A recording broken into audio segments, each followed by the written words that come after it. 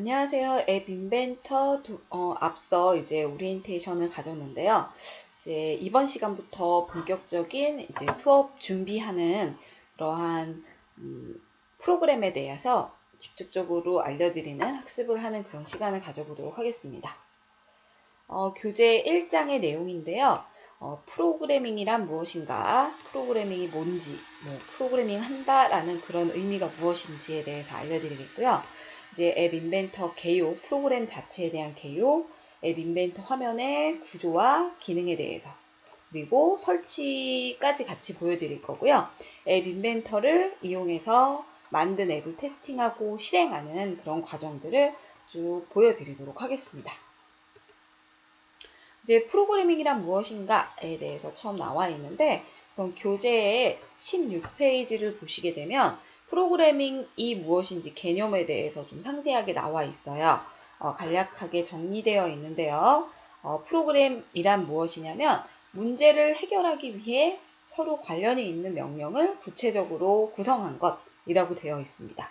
그래서 1 더하기 1이라는 어떤 명령을 실행했을 때 이라는 값을 나타내기 위해서 이제 계산기가 필요하잖아요. 그 연산을 할 수 있는 것들이 필요한데 그것을 연산할 수 있는 것을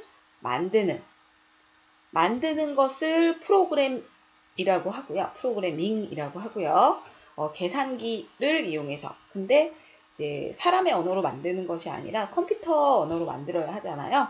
그래서 컴퓨터 언어는 굉장히 많이 있어요. 그래서 C, C++, 자바, 기타 등등 모든 것들 요즘 많이 뜨고 있는 파이썬 이런 프로그램도 있는데요. 그러한 문제를 해결하기 위한 관련이 있는 명령들을 이렇게 구성을 해놓은 것 자체를 프로그램이라고 하고요.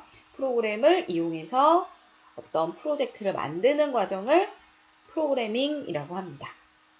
이야기 드렸듯이 사람과 사람끼리는 언어가 되잖아요. 근데 사람의 언어 안녕이라고 넣었을 때 기계는 모르기 때문에 이 프로그램, 기계의 언어를 사용할 수 있는 프로그램을 이용해서 사람이 기계에서 돌릴 수 있도록, 컴퓨터에서 알아들을 수 있도록 만들어주는 그런 과정들이 필요하겠죠. 아래쪽에 보시면은 이제 프로그램이 여러 가지 있다고 말씀드렸는데 저급 언어라는 것과 고급 언어로 구분이 됩니다. 저급 언어라고 하는 것은 이제 기계 위주의 하드웨어 중심의 언어이고요. 이제 사람이 쓰기에는 그렇기 때문에 조금 손이 많이 갈 수 있어요. 그리고 개발을 하는 것에 어느 정도 한계가 있는 그런 부분들도 있는데 이제 저급 언어의 C 이런 것들이 저급 언어에 속하게 되겠고요. 이제 고급 언어라고 하면은 사람이 이해하기 쉬운 형태. 그래서 개발하기가 조금 쉬워요. 손이 덜 간다라는 것인데요. 이제 라이브러리화 되어 있고 패키지화 되어 있어서 이제 만들어져 있는 것을 끌어다가 명령만 입력한다든지 손쉽게 쓸 수 있도록 만들어 놓은 언어들이 이제 고급 언어입니다. 이제 앱 인벤터가 고급 언어에 속하게 되겠고요.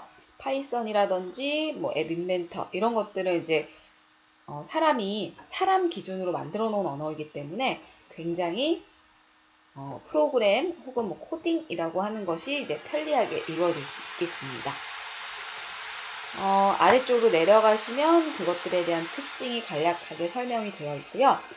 저급 언어, 기계 어셈블링 이런 것들 나와 있고 고급 언어에는 C나 C++ 이런 것들이 거의 패키지화 되어 있고 라이브러리화 되어 있기 때문에 사람 기준으로 만들어져 있는 이해하기 쉬운 그런 언어가 되겠습니다.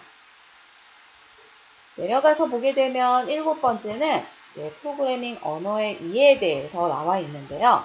이제 프로그래밍 언어, 컴파일이라는 단어가 있고요. 인터프리터라는 단어가 있습니다. 고급 언어로 작성된 프로그램을 번역하는 방법인데요. 이제 컴파일 같은 경우에는 이제 고급 언어로 작성된 프로그램을 한 번에 다 번역해서 기계어로 번역을 하는 거예요.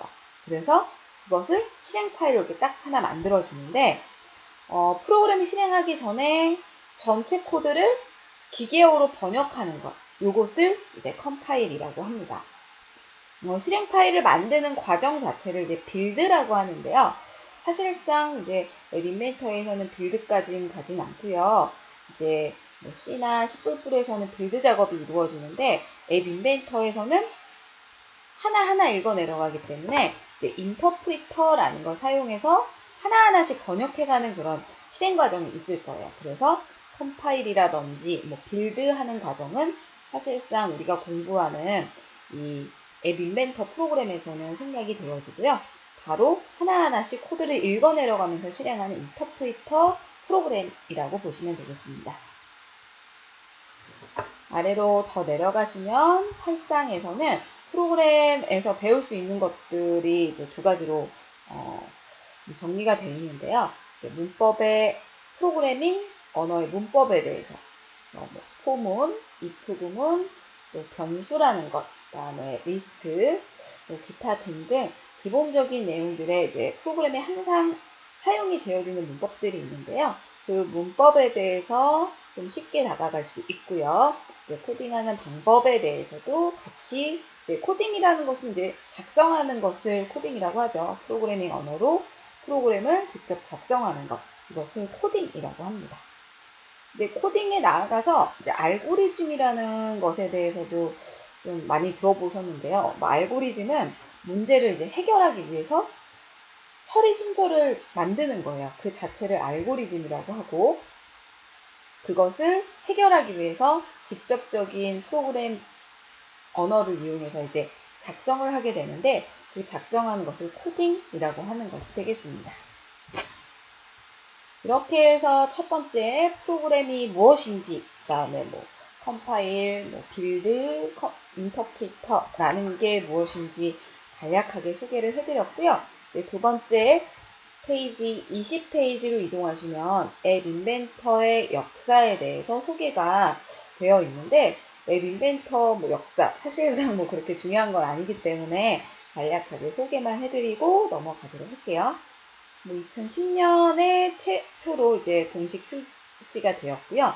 이제 구글 기반의 소스 코드를 공개하면서 시작을 하게 되었네요. MIT에서 개발하고 관리, 지금까지도 관리가 MIT에서 하고 있죠. 구글 기반이고요. 인터넷 익스플로러에서는 실행되지 않습니다. 앱 인벤터의 역사인데요. 뭐 역사에 대해서는 앞쪽에서 소개를 해드렸기 때문에 앱 인벤터 사이트에 대해서 사이트를 좀 적어 놓았어요. 그래서 http mit.edu 라는 소스 URL 창에 복사해서 직접 입력을 해볼까요? 이쪽에 커서를 올려주시고 복사 붙여넣기 했습니다. 엔터 눌러주시면은 이러한 창으로 이동이 되고요. MIT 앱 인벤터라는 링크를 통해서 직접 접속을 해주시면 될 것 같아요. 이렇게 가셔도 되고요. 이게 조금 불편하다 싶으신 분들은 홈에 들어가서 직접 앱 인벤터라고 입력하신 후에 검색해서 가셔도 괜찮으실 것 같아요. 이렇게 해서 접속해 주시는데, 접속해서 앱 인벤터를 바로 쓰시기 위해서는 구글 계정이 필요합니다. 없으신 분들은 구글 계정에 들어가서 가입을 먼저 하시고 로그인 상태에서 검색을 해서 들어가셔야 되겠죠. 그래서 구글 계정을 먼저 만들고 앱 인벤터 웹사이트에 접속을 해주시는 것이 순서가 되겠네요. 앱 인벤터의 특징은 이제 드래그 앤 드롭 방식의 프로그래밍으로 이루어져 있다라는 건데요. 사실상 우리가 생각하는 코딩이라고 하면 이제 뭐 우리가 알지 못하는 영문, 그런 문자화 돼 있어서 타이핑을 해서 프로그래밍을 할 것이다 라고 생각을 하는 분들이 많은데요.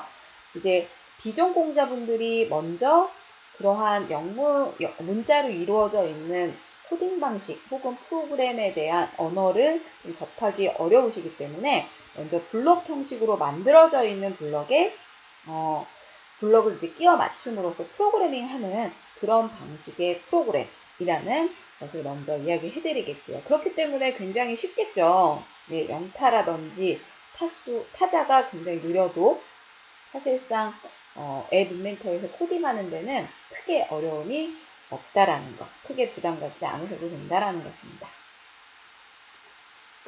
특징은 웹 화면의 디자인과 이제 코딩 기능을 함께 제공한다라는 것인데요. 이제 보시게 되면 여기가 디자인하는 그런 공간이 되겠고요.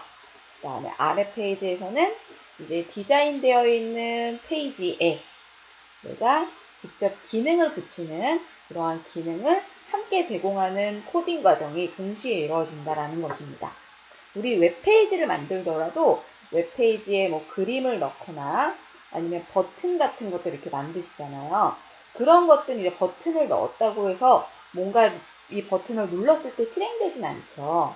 디자인을 하는 창이 따로 있고요. 앱 인벤터에 디자인하는 창이 따로 있고, 뭐 버튼이나 텍스트 창을 넣는 창. 타이핑을 입력하고 제출 버튼을 눌렀을 때 뭐 업로드를 한다든지 뭐 다른 사이트를 이동을 한다든지 하는 기능적인 것들은 기능창에서 하실 수 있는데요.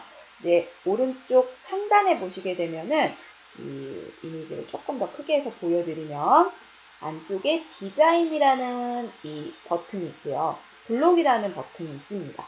그래서 디자인 창에서는 이 앱의 디자인을 직접 실행하시는 것. 그 다음에 블럭이라는 것으로 가시면 기능을 함께 제공하는 이제 이 왼쪽에 보이는 이 블럭들을 하나하나 끄집어다가 직접적인 코딩이 이루어지는 공간이라고 보시면 되겠습니다. 앱 인벤터의 세 번째 특징은 뭐 네 번째 특징이 되겠죠. 앱의 대부분의 앱은 사용자의 스크린 터치나 센서를 통한 입력 등을 이벤트로 받아서 바로 처리할 수 있는 동작이 이 앱 인벤터 프로그래밍의 특징이 되겠습니다. 원래는 이런 것들도 사실 센서라든지 뭐 터치 스크린이라든지 이런 것들은 이벤트라는 기능을 뭐 파이썬이나 아니면 뭐 자바라든지 뭐 기타 등등 이런 언어에서는 직접적으로 한 줄 한 줄 언어를 이용해서 다 코딩의 뭐 이벤트를 둬야 하는데요. 이 앱 인벤터는 이 센서 기능이라든지 입력의 이벤트를 블럭 형식으로 직접 받아서 바로바로 동작시킬 수 있는 것이 이 앱 인벤터의 특징이 되겠습니다.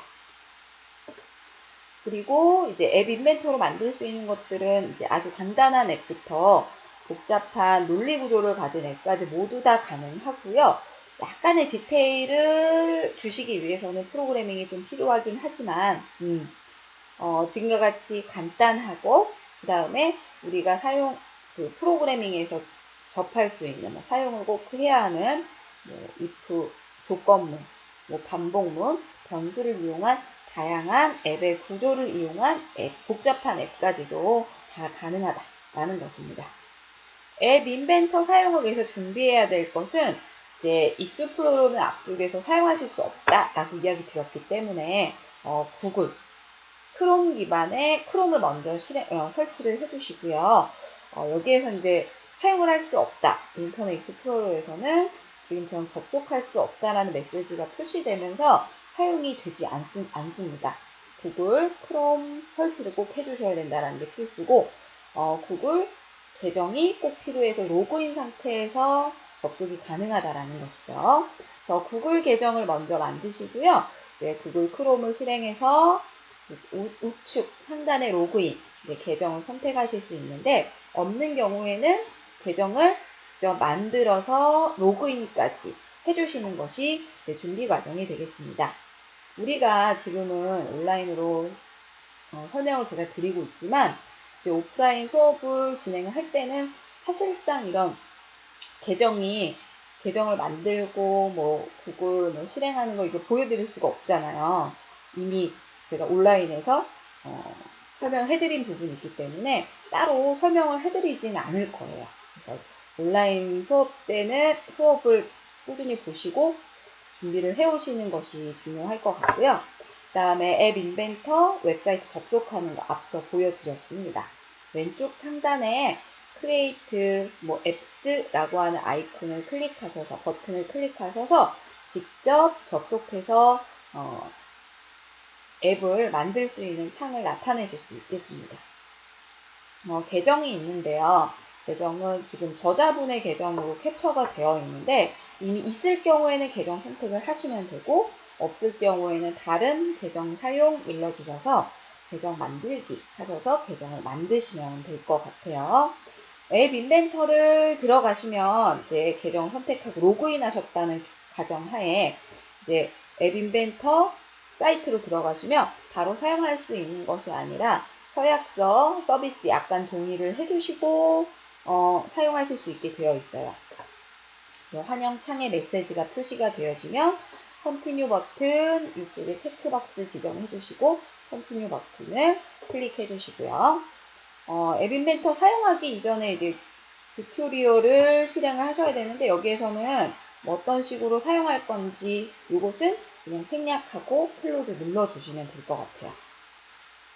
앱 인벤터의 언어를 선택할 수 있는데요. 이제 언어를 한글로 저희는 설정을 할 거예요. 이제 영문이 좀 편하신 분은 영문으로 진행을 하시는데 우리 사용하는 교재는 한글 버전으로 캡처가 되어 있고 설명이 되어 있어서 한글 버전으로 진행을 하시면 될 것 같아요. 그래서 저는 Create Apps 눌러줘 볼게요. 눌러주시면은 지금 앱을 만들 수 있는 그런 창으로 표시가 되어지는데 저는 로그인이 지금 현재 안 되어 있는 상태네요. 클릭을 해서 들어가겠고요.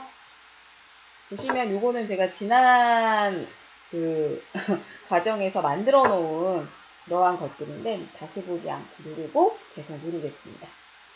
그래서 내 프로젝트 눌러주시면 아까처럼 표시가 되는 거고요.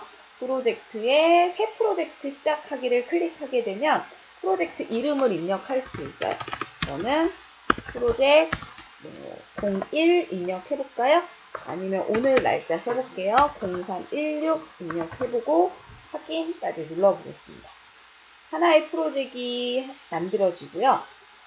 이렇게 만들 수 있는 디자인, 그 다음에 블럭 이렇게 왔다 갔다 이동 가능하다.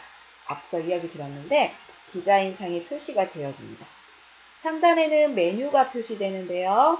아까 이야기 드렸던 언어는 목록 내리셔서 잉글리시 혹은 안쪽에 프랑스 언어로도 가능하고 한국어, 일본어, 중국어 모두 다 가능하네요. 한국어로 눌러주시면 영문에서 한글로 버전이 변경되는 것을 볼 수 있겠습니다. 마지막으로는 앱 인벤터 사용의 준비가 완료되면 지금처럼 이렇게 비어있는 창으로 여러분들은 보이실 텐데 상단에 프로젝트, 새 프로젝트 클릭하셔서 새 프로젝트 시작의 창을 열어서 사용할 수 있겠습니다. 여기까지 앱 인벤터 개요에 대해서 설명해 드렸고요. 뒤에서는 앱 인벤터의 디자인이라든지 코딩을 다 하시고 얘를 실행할 수 있어야 되는데 실행하는 과정들에 대해서 또 설명을 해드리도록 하겠습니다.